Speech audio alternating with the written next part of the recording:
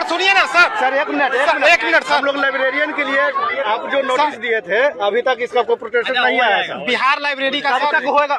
प्रणाम सर, कब तक होएगा ये बताइए सर। लाइब्रेरियन के आपने बताया था, आपने जो वादा किया था कुछ वक्त पहले कि 6500 पदों पर इस बार की जो वैकेंसी आएगी लाइब्रेरियन की, उसका नोटिफिकेशन जारी क्यों नहीं हो रहा है? अगर नोटिफिकेशन जल्द से जल्द जारी नहीं होगा तो फॉर्म फिलअप से लेकर एग्जाम कंडक्ट करवाने तक में और उसकी बहाली होने तक में काफी लंबा वक्त लग जाएगा।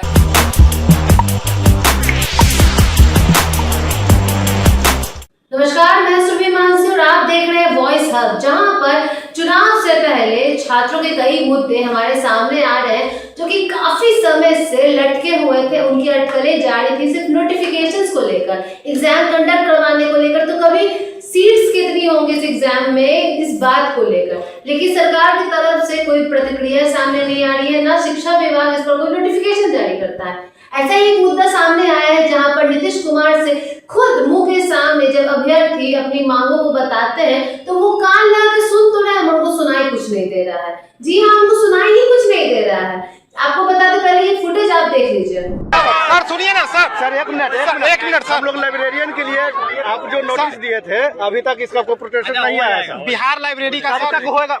प्रणाम सर, कब तक होएगा ये बताइए सर। लाइब्रेरियन के आपने बताया था कि 6500 हमने पद निकालेंगे सर, वो अभी तक उसका नोटिफिकेशन आया नहीं है सर। एक मिनट सर, स्टेट के भी आपने जारी कर दिए, TRE4 के भी जारी किया, लेकिन एलेट के अभी तक कोई सूचना नहीं है। ठीक है ना, हो जाएगा सर। हम लोग इसी के लिए आए थे सर, हम लोग सर इसी के लिए आए थे। ठीक सर।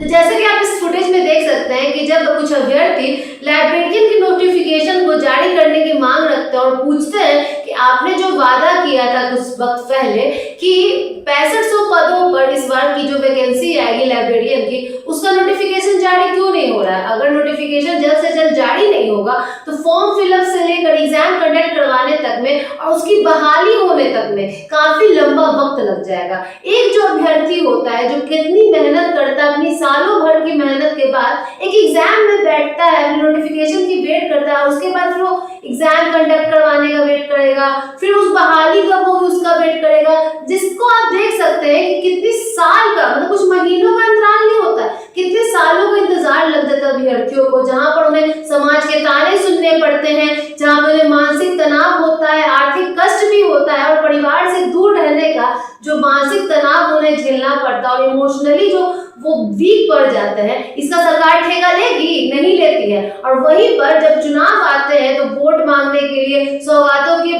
बौछार करने के लिए, ये सारे बखान करने के लिए सरकार आगे रहती है। लेकिन जब छात्रों का, शिक्षकों का ये मुद्दा रहता है कि अब एग्जाम कंडक्ट हो, क्योंकि सरकार क्या बोलती है बिहार में कि हम सभी को रोजगार देंगे, पलायन रोकेंगे और जो हमारे युवा है वो बिहार में ही रह के तरक्की करेंगे, उन्हें रोजगार मिलेगा, प्रोत्साहन राशि मिलेगी। लेकिन जब सिर्फ बच्चे नोटिफिकेशन की बात करते हैं कि हमारा नोटिफिकेशन कब आएगा लाइब्रेरियन का, कभी BPSC TRE4 का एग्जाम के सीटों को लेकर बात होती है, तो कभी STET के नोटिफिकेशन को लेकर बात होती है, तब सरकार बहरी हो जाती है, कानों में ढक्कन लगा लिए जाता है। जैसा कि आपने इस फुटेज में देखा, नीतीश कुमार खुद एकदम बेहोश नजर आ रहे, एकदम बेबाक नजर आ रहे कि वो कुछ सुनाई नहीं दे रहा है कान में। ऐसे तो बहुत लोग कहते हैं कि उनके स्वास्थ्य अभी सही नहीं चल रहे। क्या सही में उनके कान खराब हो चुके हैं? जब चिल्ला चिल्ला के बच्चे कह रहे हैं, अभ्यर्थी कह रहे हैं कि हमारी बातों को सुनिए, हमारे नोटिफिकेशन को जारी करिए, तो उनके कानों में क्या ढक्कन लगा हुआ है? ये बात सोचने वाली है, क्योंकि कोई सामने से आपको बोले और आप सुन ना पाए, ऐसे में तो या तो दो ही बात होती है, या तो आप नजरअंदाज कर रहे हैं या तो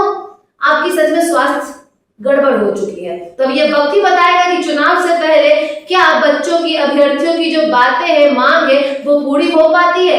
क्या चुनाव से पहले जो नोटिफिकेशन से जितने भी एग्जाम है, चाहे वो लाइब्रेरियन हो या BPSC TRE4 के वैकेंसी सीट्स को लेकर हो, क्या उसका क्लेरिफिकेशन हो पाएगा?